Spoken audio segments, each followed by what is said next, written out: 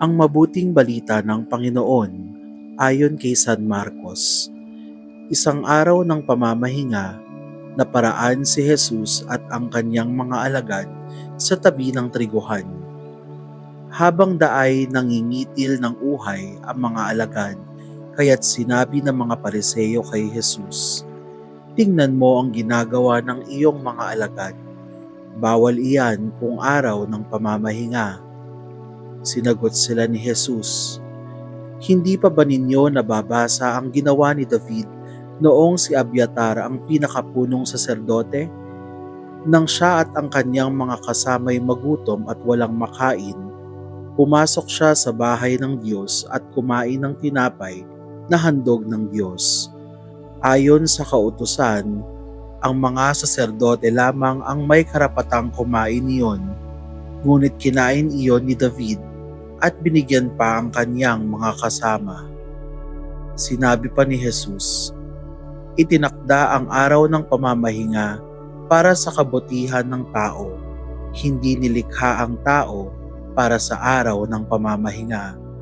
Kaya't maging ang araw ng pamamahinga ay nasa ilalim ng kapangyarihan ng anak ng tao."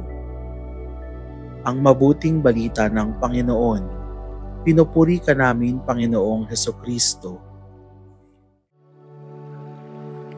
Itinakda ang araw ng pamamahinga para sa kabutihan ng tao. Madalas tayong mahulog sa patibong ng legalismo. Sinusunod natin ang batas, pero nakalilimutang magmahal. Sa Ebanghelyo, pinuna ng mga Pariseo ang mga alagad ni Jesus dahil sa pag-aani sa araw ng pamamahinga. Ngunit ipinakita ni Jesus na ang tunay na diwa ng pamamahinga ay ang pagbibigay buhay, hindi pagbibigay pasakit. Ang batas ng Diyos ay hindi pabigat, kundi paanyaya ng kaginhawahan. Ang araw ng pamamahinga ay hindi lamang tungkol sa pahinga mula sa gawain, kundi sa muling pagtuon ng puso sa Diyos at kapwa.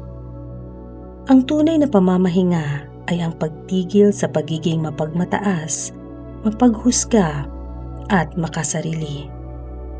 Sa panahon ngayon na parang laging nagmamadali ang lahat, dapat natin muling isaisip, ang pahinga ay biyaya, hindi hadlang.